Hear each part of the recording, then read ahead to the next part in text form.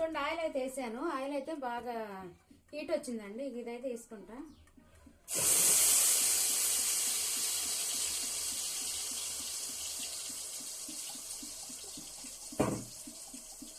కరివేపాకు,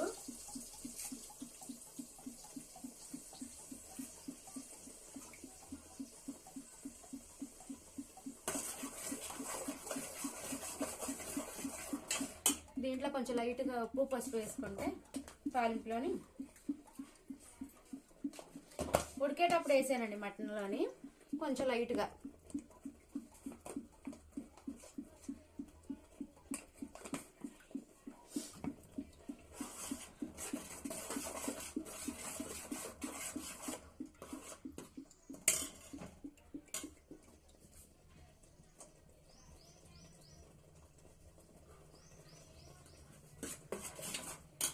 ఇందులోనైతే కొంచెం ఉంది కదా టమాటా పేస్ట్, వాటర్ వేసుకొని కలుపుకొని పోసుకుంటాం.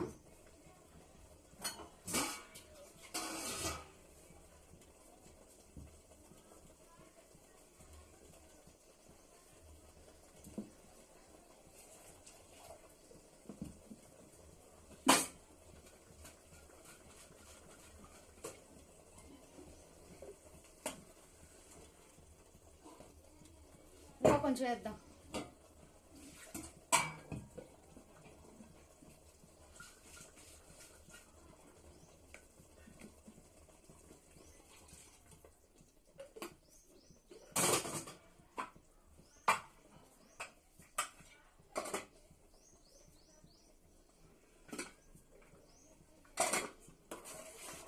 ఈ మసాలా ఉంది కదా పేస్ట్, ఇదంతా దగ్గరకు అవ్వాలి. దగ్గరకు అయిన తర్వాత ఇదంతలో మటన్ కూడా ఉడికిద్ది. ఇది దగ్గరకు అయ్యాక ఇప్పుడు ఈ ఉడికిన మటన్ తీసుకొని ఇందులోనైతే యాడ్ చేస్తాను కర్రీ అయితే. ఓకేనా? ఇక ఇట్లా మూత అయితే పెట్టుకుంటాం. మూత పెట్టుకొని కొంచెం హైలో పెట్టేసుకుంటా. హైలో పెట్టేసుకుంటే ఇదంతా మసాలా అంతా కొంచెం మగ్గాలి. కొంచెం దగ్గరకు వచ్చిన తర్వాత అల్లం వెల్లుల్లి పేస్ట్ వేస్తాను. అల్లం వెల్లుల్లి పేస్ట్ వేసి తర్వాత ఈ ఉడికిన మటన్ వేస్తానండి.